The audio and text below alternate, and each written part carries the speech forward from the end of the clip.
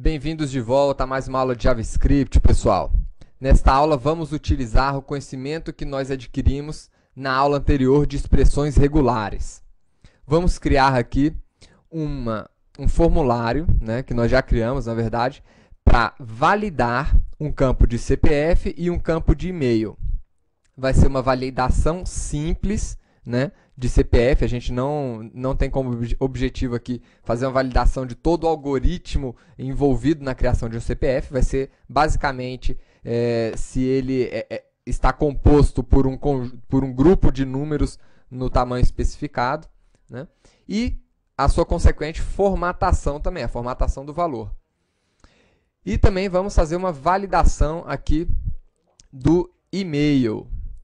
Então, para isso, eu criei aqui um link que vai chamar uma função quando ele for clicado. Então, vamos utilizar o nosso manipulador de eventos.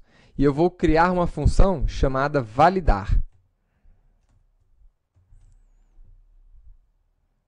Vamos criar essa função validar aqui. Function validar.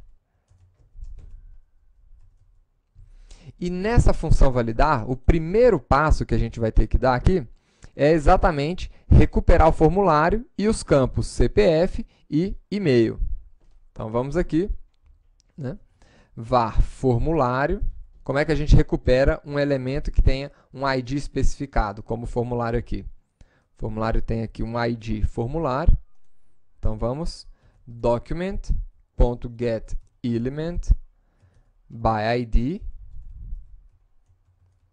E assim a gente recupera o formulário. Como é que a gente recupera o campo de CPF? Formulário.cpf.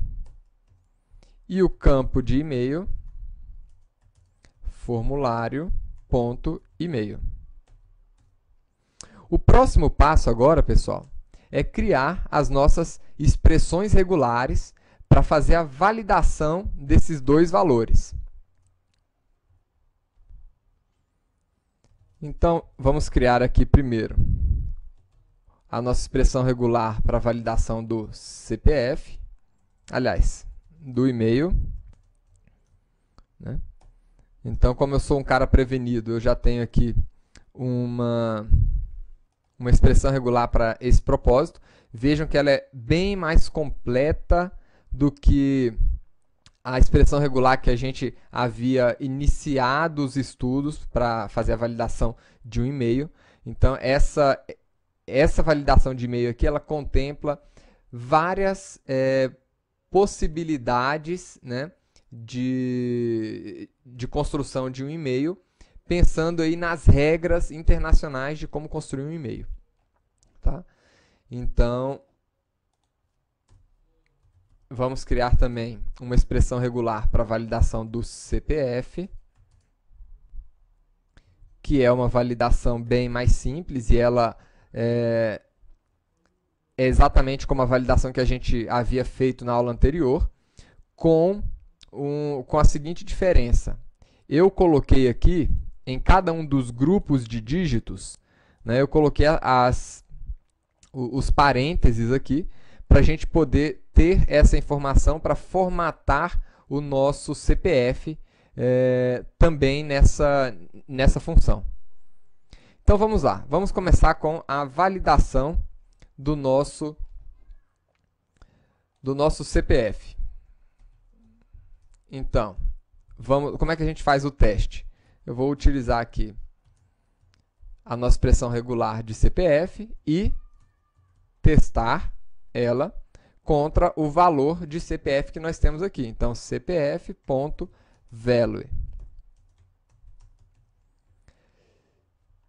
Se esse teste for verdadeiro, CPF válido. Se não,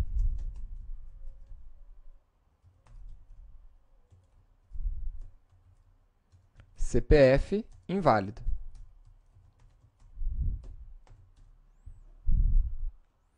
Vamos fazer aqui o nosso teste.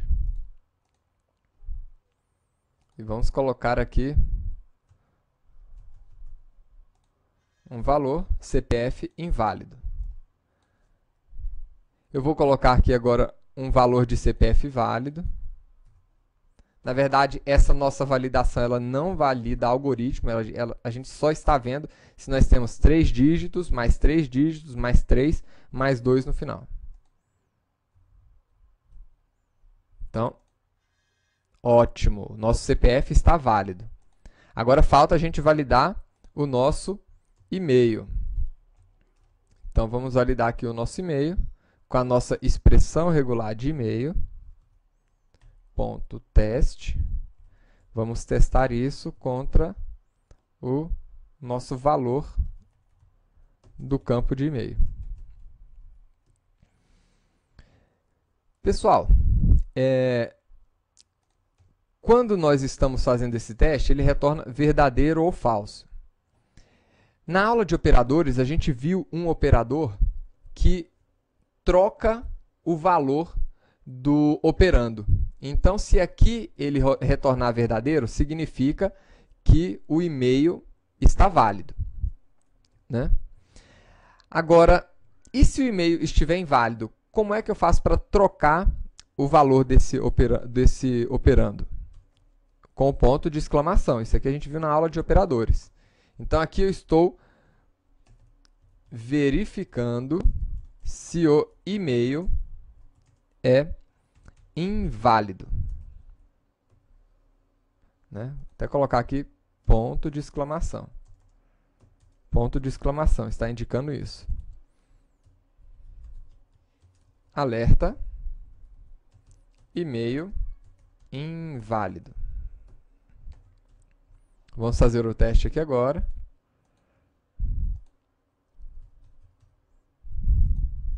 CPF válido, e-mail inválido. Agora eu vou colocar um e-mail válido. rh@xti.com.br para quem quer trabalhar na XTI. CPF válido.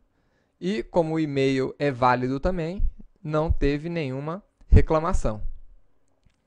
Agora, vamos aproveitar aqui o nosso esquema de validação de CPF para formatar o CPF também.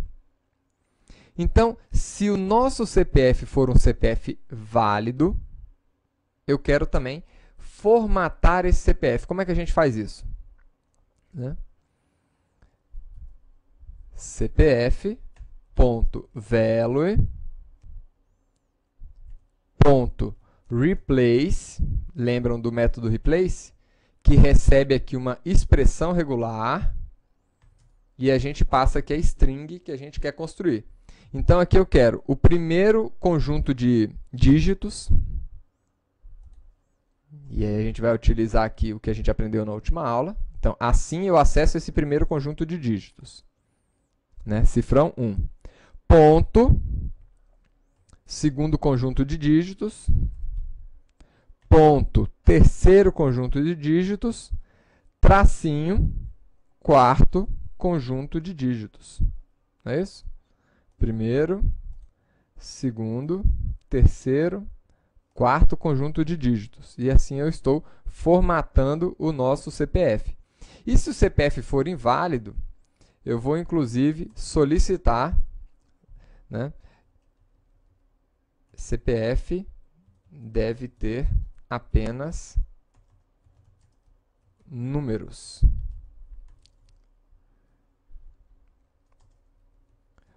Onze números, sem ponto ou traço. Vamos fazer o nosso teste aqui agora.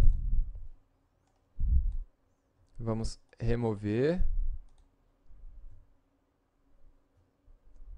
Não precisava ter removido, né? Vamos colocar aqui o nosso CPF, RH, e vamos fazer o teste.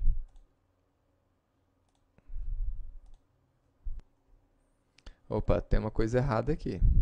Ele não está trocando o valor do nosso CPF. É porque eu tenho que atribuir novamente ao valor do CPF o valor alterado. Né? Então, vamos lá. Validar. Aí, então ele agora formatou o nosso CPF. Como é que foi feita essa operação de formatação, novamente? Né? Eu atribuí ao valor do CPF, que está aqui nesse campo, o valor que tinha lá dentro, alterando o formato do valor, colocando aqui cada um dos grupos de dígitos de números aqui, né, separados por ponto, e o último grupo separado por traço, né, fazendo assim a formatação tradicional aqui do CPF. E se nós colocarmos um número errado de CPF, ele vai... Opa, coloquei certinho o número, hein? Ele vai informar para a gente aqui que o CPF deve ter apenas 11 números, sem ponto ou traço. Perfeito. Então tá aí, nossa validação de CPF e e-mail. Até a próxima aula, pessoal.